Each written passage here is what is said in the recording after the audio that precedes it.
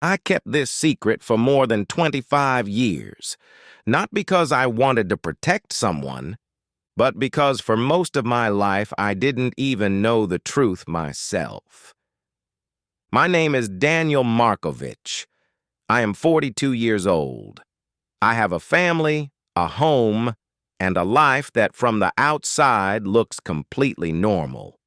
But the story of how my life actually began is something I only discovered when I was already a grown man. And when I did, everything I believed about my identity collapsed.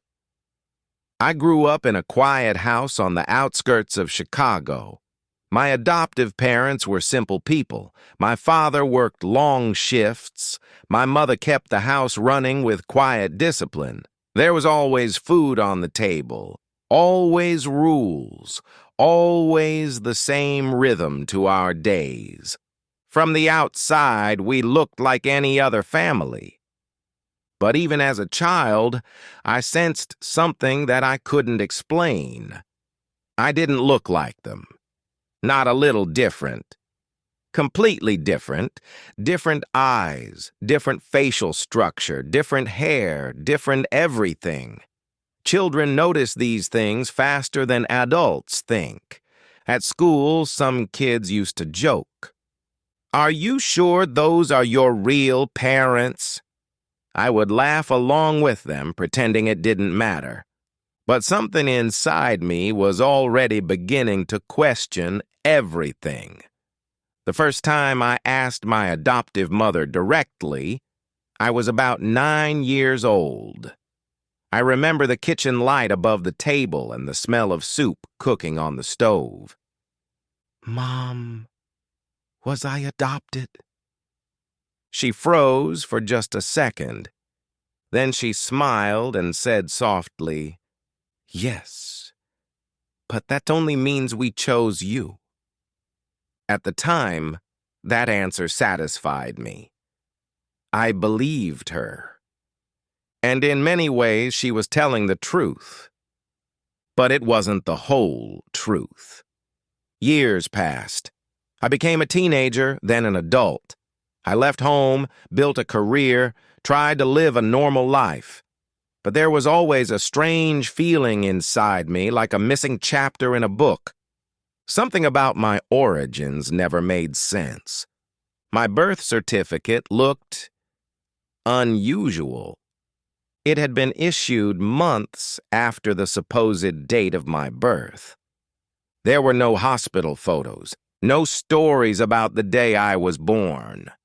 Every time I asked for details, my parents would become vague or uncomfortable.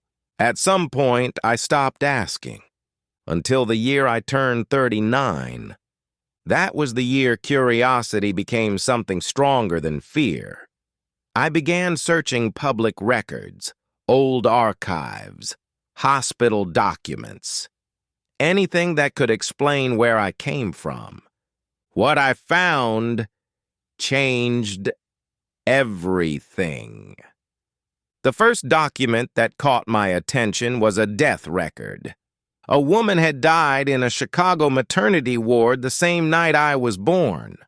Her name was Elena Markovich. According to the hospital report, she had given birth only hours before her death. The file described complications, but the circumstances around it were strangely unclear. But that wasn't the part that made my hands start shaking. The second name in the file did, Viktor Markovich, the father of the child. Police records from that time mentioned him several times. He had been connected to a group involved in extortion, violent debt collection, and organized criminal activity during the 1980s. Several families connected to that circle had experienced mysterious disappearances and unexplained deaths. And then I read a sentence in the police notes that made the room spin. The newborn child was reported missing from the maternity ward shortly after the mother's death. Missing. Not adopted. Not transferred. missing. In that moment, I felt something inside my chest collapse, because for the first time in my life, the timeline made sense. The dates aligned perfectly with my own documents. The hospital, the night, the disappearance. Everything pointed to one possibility I had never imagined. I wasn't simply an adopted child. I was the child who disappeared. For several days, I couldn't sleep. I kept rereading the documents, trying to convince myself I had misunderstood something. But every record told the same story. A woman had died after giving birth. Her baby vanished.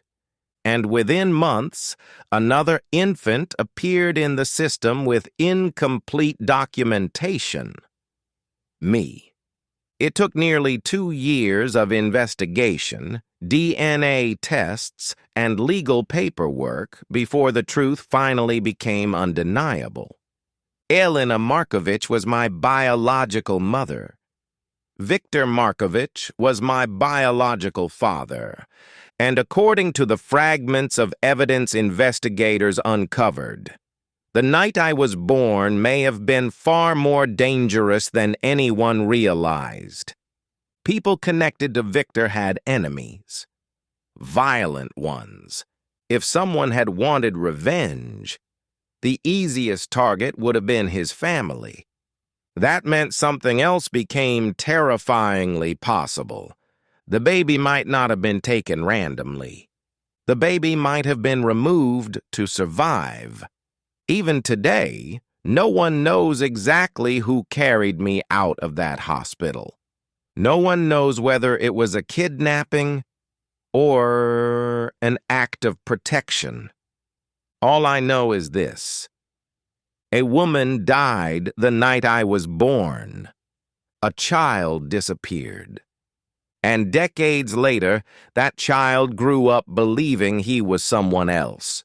Sometimes people ask me if I regret searching for the truth. The answer is complicated, because once you open that door, you can never close it again. You learn things about your past that change the way you see your entire life. But you also gain something else: identity. For 40 years, I believed my story started in a quiet home with 2 loving parents.